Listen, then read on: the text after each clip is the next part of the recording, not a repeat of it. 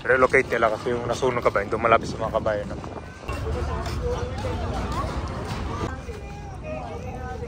So ito kabayan, binutasan pala na ito para makadaan. No?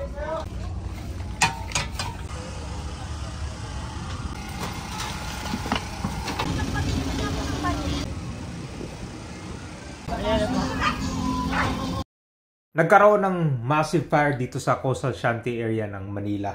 So at least mga 2,000 families homeless dahil dito sa napakalakas na sunog. Ito ay matatagpuan dito sa Isla Puting Bato. Dito yan sa Tondo, Manila. Malapit ito dito sa pier ng Manila.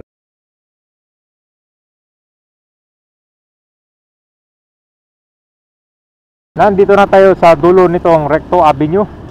Approaching dyan sa may unahan nitong Delpan Bridge. Kung saan dyan nagkaroon ng malaking sunog kahapon. Actually, kunyan dyan kabay na maraming mga bahay. Tapos, kunyan dyan sa MICT Access Road. So, kamakailan lang nagkaroon ng sunog. Doon naman malapit sa Aroma. Ayun naman dito malapit sa Isla Puting Bato. Tingnan natin ngayon So pagsapit dito ng alas 5, yan, nagsisimula na yung mga kandito ka ba yung nakiinda, no? Yung mga pagkain, no? Pasok tayo ngayon ng Isla Puting Bato. So umikot muna tayo. Grabe yung pagpula dito.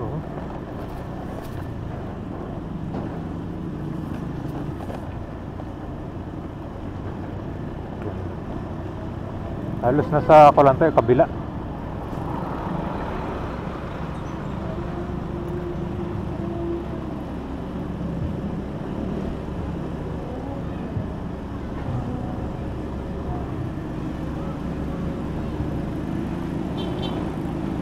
So ito na nga kabayan, no? So temporary dito muna sa labas yung iba.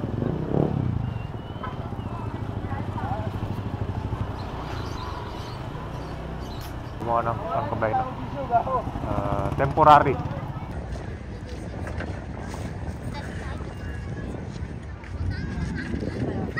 Relocate nila kasi yung nasunog kabayan doon malapit sa mga kabayan, no? Maraming mga kon pala dito. Lumikas muna dito ngayon.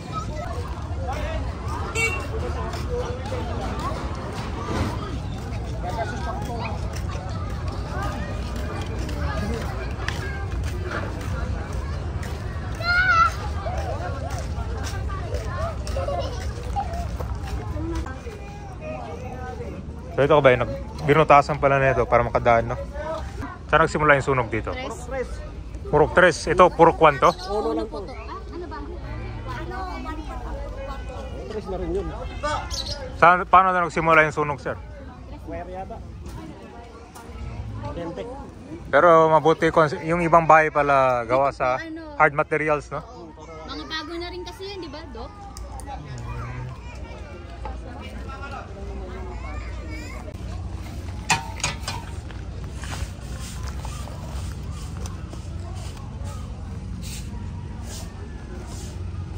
So yung iba dito gawa sa kuanang pala hard materials.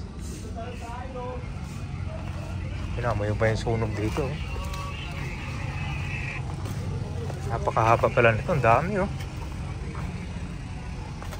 Halos magkadikit lang yung mga bahay.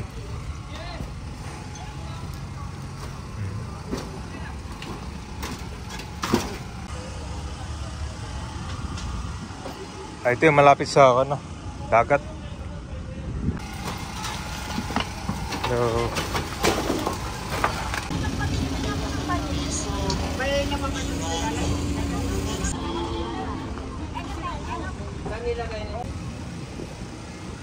so dito karamihan ng bahay gawa sa light materials.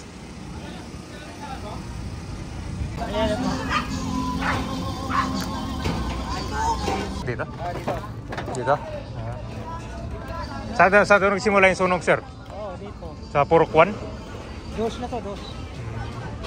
Tres ang nag-unat sunog namin. Ito, uno. Tres, dos, uno. Mura ang grabihan dahapon. Pero pansin ko dito sir, itong ibang bahay gawa sa hard materials na. So kung ano ba dito sir, ilang beses na nagkaroon ng sunog dito? Paano to? Pang-apat na. So maraming beses na rin pala nagkaroon ng sunog. Oo. Bagong tukod na tong mga Okay, katulad dito sir, bagong tukod to. Oo. Ginawa na siya ng hard materials kabayan para mas matibay. Nagdanas na. Nasunog, nandyan pa yung pinaka-foundation niya. Ang napektuhan lang nito, itong mga... Kami lahat dito. yung mga naubos talaga dito, yung mga gawa sa kahoy sir, no? Mga... Ubus lahat. Wala pa, galing. Wire ko nung ikuan. Wire? Wire sa loob ng bahay ni Putok. Ano na mabangot sa ako. Napakalaki pala nito. Ito ka din natin dito, lapit sa dagat.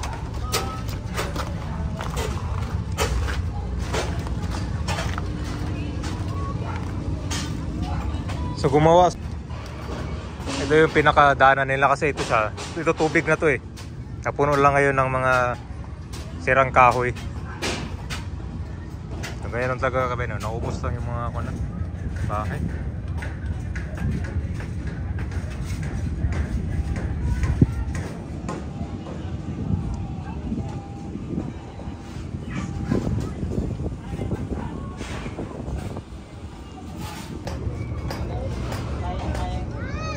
Gano'ng kalaki ito?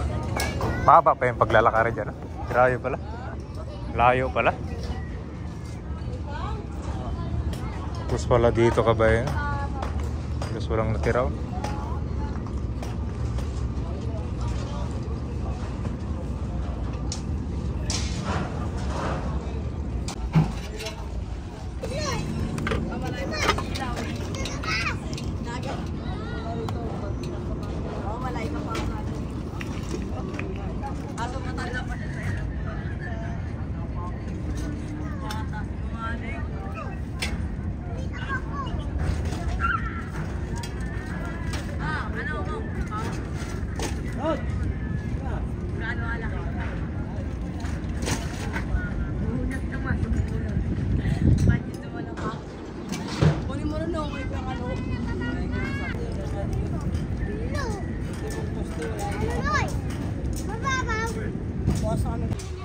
Kaya siguro yung huling sunog, ginawa na siya ng ganito, hard material na. Pero ang naubos na rin lang. Taas na yung bubong, no? Kahoy. Tapos yung mga gamit. Talaga. Wala kayo naisalba? Wala. Damit lang. Taglit lang. Piras ng damit. Yung concert, saan ang galing yung sunog? Dito? Dito. Kapag dali yung sunog, kumuha ka na sa sakit tapos tumakbo na kayo? Hindi pa, nagtulong bayan pa kami. Nagtulong pa? Oo. Ang ko, asawa ko, tsaka mga apo ko. Sabi ko, tayo muna kayo rito hanggat wala pang nandiyan ako na parating dito. Eh, nakita ko, nandiyan na. Nandiyan na? Oo, kasi bumalik na ako rito. Kasi di namin kaya eh. Pinalis ko na yung anak ko, tsaka yung apo ko, pati asawa. Ilang beses na nasusunog, pero... pero kung sa sir, no? Maganda yung kanya, no? Oo, sulit yan. Pwede makakatingin dito, sir? Maganda yung kanya, no? Ito malaking bahay, oh. Ayan, natin sa dulo yan. Hindi yan. Yung mayro, hindi nyo pa ganyan. Talagang, mga birds. Bird? Oo, yung mga isda. Ngayon, dito, hindi pa ganito kalawak. Ano lang to, kumbaga, isa lang to. Yung hygiene bow pa yan, na nadadaanan ng tao. Ibig sabihin, parang bakante lang to dati? Oo, bakante lang. Pinagdak yun ng tao kasi wala makikaan. Yung iba, kasi sumay natin, yung iba. So, ang itsura nito dati, parang pier lang, ganun? Oo, pagkaisa lang yung mga chairman dito, tsaka yung mga tao.